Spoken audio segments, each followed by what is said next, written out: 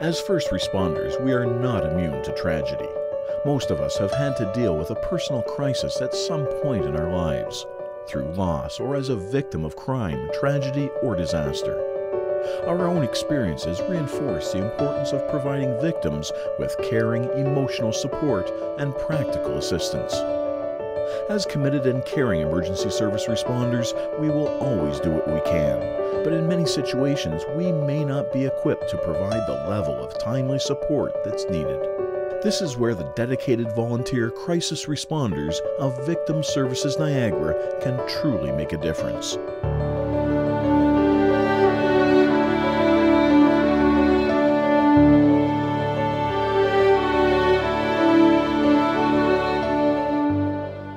VSN crisis responders are specially trained to meet the unique and diverse needs of those affected by crime, tragedy, or disaster. When I go into a call, I just start by giving emotional support, because with that emotional support I'm able to sit there and listen to the victim's needs, and I'm able to take it from there. You really have to sit down and listen to what their needs are first, or just approach a situation and find out what the situation is before you can go in full-fledged, because you have no idea what you're dealing with until you deal with that person, because every situation is different and every person is different. We're not there to fix the situation, we obviously can't. We're not there to solve or make things better, but it's just to kind of leave that piece of hope that they're not alone and that the community is behind them. Incidents that might benefit from VSN support include sudden death, medical emergency, serious motor vehicle collisions, homicide, domestic violence, assaults, robbery, hate crime, human trafficking, or a missing person. As a support to police, fire, and EMS, there is no definitive list.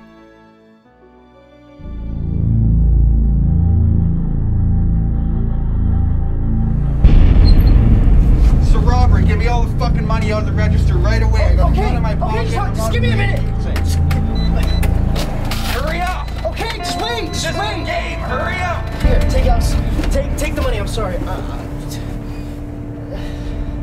Officers need to remember that the most innocent type of situation to us may be very traumatic to that person, and we need to be looking for signs in people who have been witnesses, victims of crime, that they're not coping well, that they need some help. And we need to recognize that and get victim services called out for these people. Well, Brandon, that's a lot of information you've given us, and it's going to help in our investigation to catch this individual. I'll make sure the other units get it as soon as possible.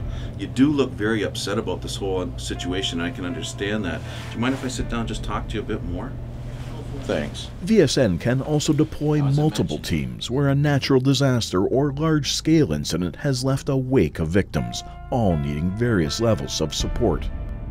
Yeah, I got called to a scene of where a young lady had committed suicide by jumping off an overpass onto the QEW. And it was broad daylight, there was a lot of people around, and it was pretty clear when I responded as one of the first officers to arrive that there were a number of people who had witnessed this lady actually jump off the bridge. And there was a lot of people who were very upset when I arrived. And as a patrol supervisor, I have to control the scene, and there's a lot of things that I have to do. But it was obvious to me that these people needed help. So right away I called out victim services, and because of the number of people that were traumatized, we actually had to call out a second team as well. I was able to secure a room at a nearby hotel, and we got the people taken over to that room and dealt with by victim services. While all VSN crisis responders are volunteers, the job requires much more than just time and desire. VSN applicants undergo a thorough screening and interview process prior to selection. Over 50 hours of rigorous, mandatory core training provide the necessary knowledge, skills, and abilities that will prepare volunteers for the challenges that lie ahead.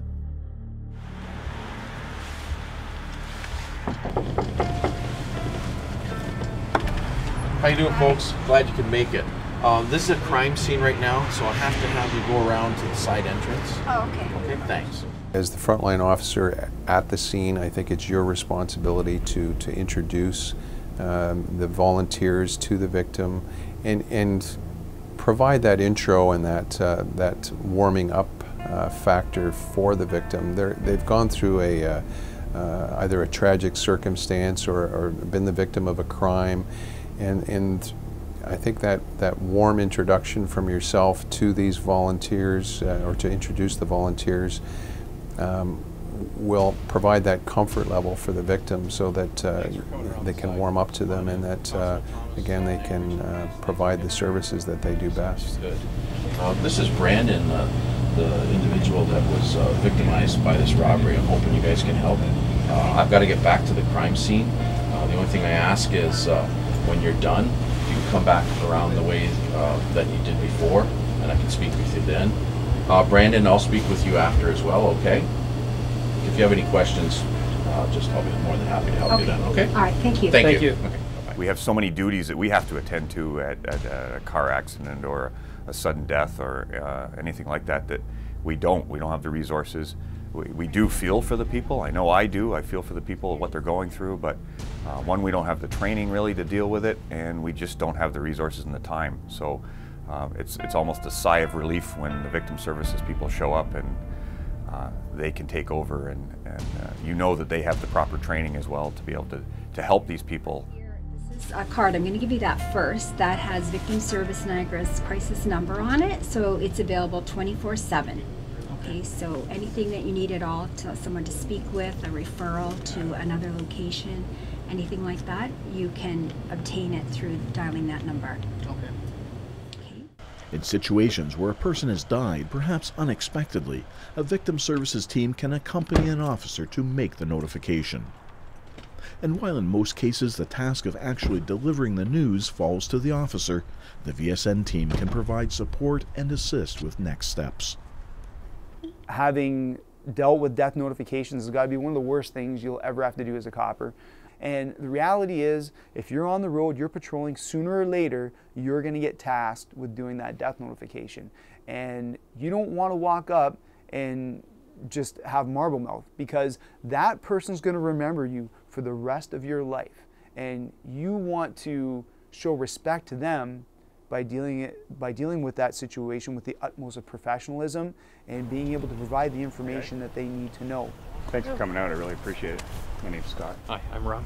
Rob. Hi, I'm Annalise. Nice to meet you. Nice to meet you too. I don't know what information you got, but we have a 5-year-old boy. He's been hit by a car in front of his school, and he was killed. We're here to notify the mother. The boy's name's Michael Johnson, and the mother's name is Olivia. Okay, that's about what we had. Yeah, good. I think Good. so. Is there any siblings or? I understand that there is another sibling, but we don't have any details on the sibling. And a father? Father, we're not sure. All the school could tell us is that the mother was at home. Okay. Yeah.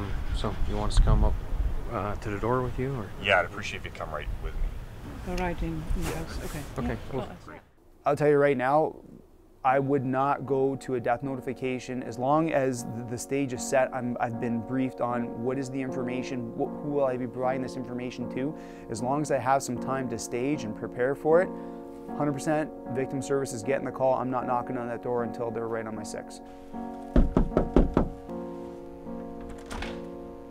Hi, Olivia Johnson. Yes. Do you mind if we come in and speak with you? Is everything okay? I'd just like to come in and speak with you, please. Sure, go on in. It's not always a fun thing to do, and people ask you, do you enjoy it? No, I don't enjoy seeing people on the worst day of their life. But I am satisfied that I've tried to do the very best that I can to help them get through the next few days. Why don't you just have a seat here, Olivia? Sure. Just have a seat, please. I'm Sergeant Scott Elliott from Niagara Regional Police, and I'm very sorry to have to inform you that your son Michael was struck by a car today in front of the school. And he was transported to the hospital and he died from his injuries. That's not possible. I just took him to school. He was identified by a teacher as Michael. I'm sorry, he has died. Oh, how did he get outside? Why was he on the road? I don't know the specific circumstances, but I'll try to get those answers for you. Can I go see him? Where is he? He's at the Welland County General Hospital. I can make some calls to find out about that. This is Annalise and Rob from Victim Services Niagara, and they're here to help you. So I'm going to leave you with them for a minute, if that's okay. Having the victim services there will help with, providing some compassion that maybe in my position I'm not available to simply do that. Certainly I want to make sure that I've provided with this person with all the information they need, but there's going to be certain things that that victim may need that as the police officer I might not be able to provide, and victim services can. We were going to go shopping tonight for his dad. He wanted to get him a watch or a wallet or something like that. I don't know how Sarah's going to react. They were so close. You know what? We have these bears that we bring, and maybe that will help her a little bit. How about you give that for her? Okay. Okay? Yeah, she's a like little bit of a Christmas. I know the police are there very often, and they introduce us, but the conversations we're having are not the same as the ones that they've had with the officers. A lot of people think that we can change what happened as a volunteer. No, we can't. But we're there for the people. What am I supposed to do? There's so much to do, like the funeral. I have to call. You know, there's going to be lots of time for all that.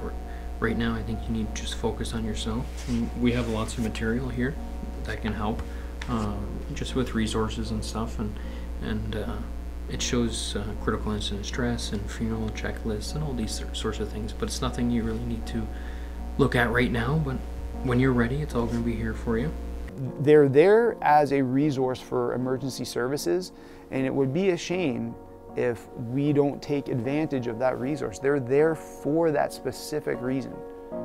In cases where the continued safety of the victim may be at risk, VSN volunteers can also help develop safety plans.